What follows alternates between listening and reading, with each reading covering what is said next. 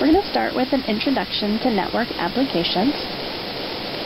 When we look at the OSI model, network applications are the top layer, the seventh layer of this model. This means that users directly use the software. They interact with it. It's the part of the computer process that they actually see and interact with. Productivity tools that allow users to interact with each other in this layer are specifically called groupware. Groupware can also be known as collaborative software or workgroup support system.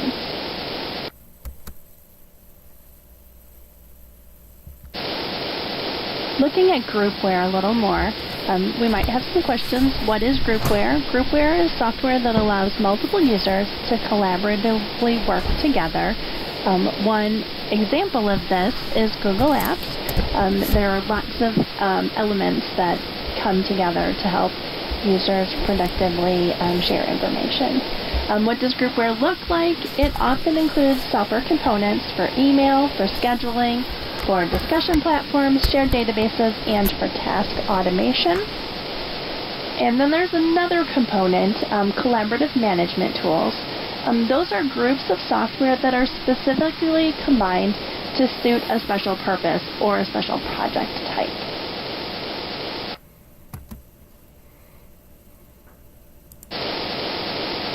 One important feature of groupware is email. Email started as a program for the Unix operating system. It was a simple way to share files between users. Incompatibility issues led to the development of a program called SendMail. And then SendMail developed further into the two standard protocols that we use today for email, POP3 and IMAP4.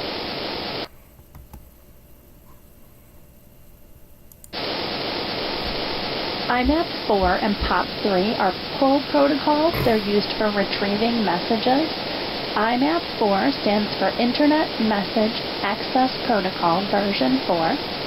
In this protocol, the message is downloaded from the server, but it still remains on the mail server, so it can be read later on another device. POP3 stands for Post Office Protocol version 3. This is the protocol that's used most often. In this protocol, the message is downloaded from the server, so you don't need to connect to a network to read the email again. However, the message is then deleted from the server, so if you check your email later from a different device, the message will not appear.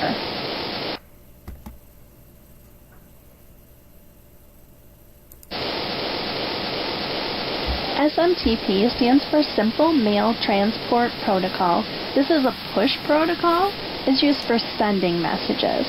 With modification, SMTP can receive messages, but it's rarely used that way.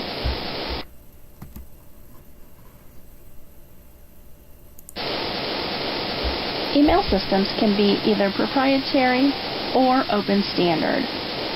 In a proprietary mail system, the message must be converted to a compatible format in order to communicate with other email systems. A gateway computer is needed to change the message into a recognizable format. The gateway converts the message to POP3 or IMAP4 for retrieving and SMTP for sending. Some examples of proprietary mail systems are Microsoft Exchange, Lotus Notes, and Novell GroupWise.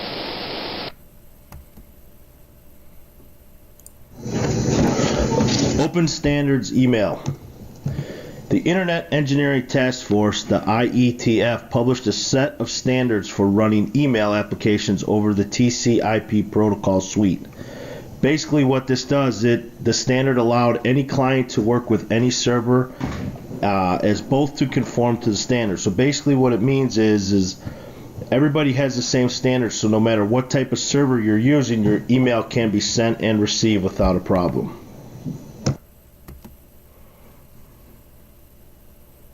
The key to configuring an email is having your account and password ahead of time.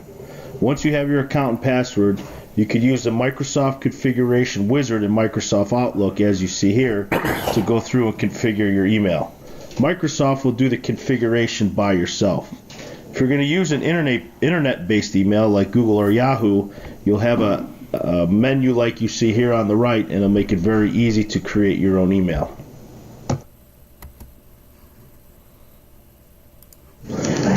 Multi-purpose internet mail extensions. Basically, when the book was written in 2009, this was kind of a new thing, but this is something we use every day today, especially as a teacher. You could attach any type of file you want to an email and send it to anybody you want, and as long as their computer has the software to open that file, they will be able to open that attachment.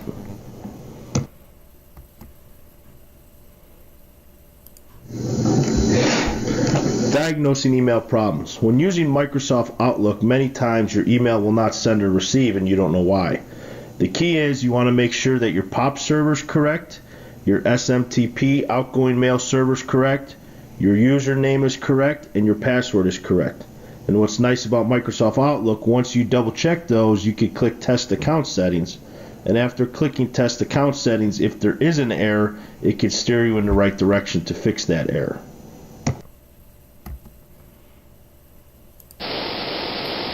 Dealing with spam. Spam is more than a nuisance, it also wastes time and money. There are several ways that you can combat spam, including using high-end email clients with filters like Lotus Notes or Microsoft Outlook. You can use local network rules. For example, employees aren't allowed to use corporate email accounts to sign up for websites or internet services. And there are a wide variety of programs that you can also use to deal with spam. What exactly is spam? It's an electronic message that, number one, is mass-produced and not personally identity-specific. 2 is sent without the specific consent of the recipient. And 3 is primarily for the benefit of the sender, not the recipient.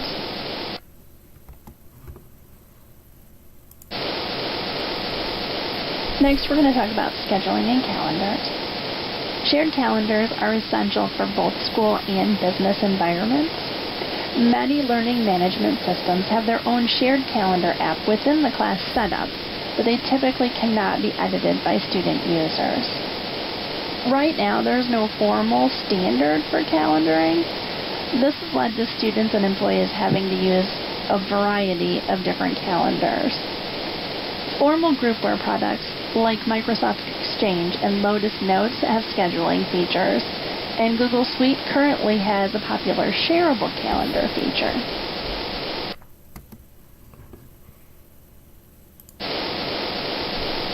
Contact management.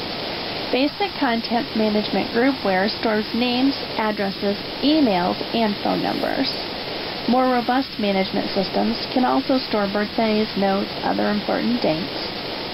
It's useful for mass emailing, client tracking, and meeting history.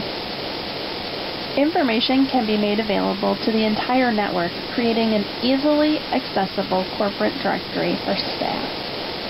Like calendars, unfortunately, there's no standard, but most contact software can be imported and exported to other software clients.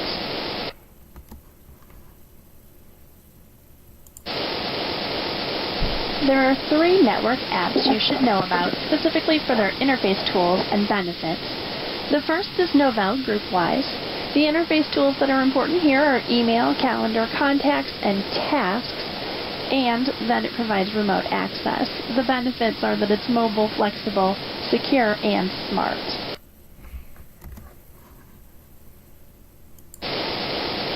The second network app is Lotus Notes.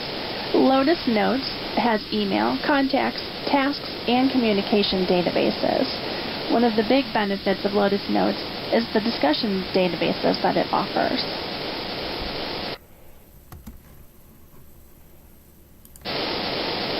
The final network app that we're going to talk about is Microsoft Exchange or Outlook.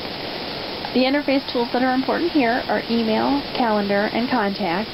And some benefits are that it integrates with the Office suite so that you can easily send documents that you are working on, and that it supports mail protocols POP3, IMAP4, HTTP, and Exchange.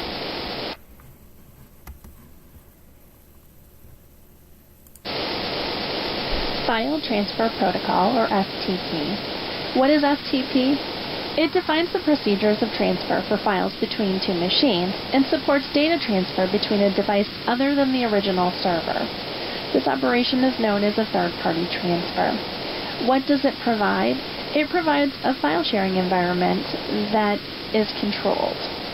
On the internet, many public FTP sites allow an anonymous login, and several FTP clients are available and can be used to access FTP sites with or without using a web browser.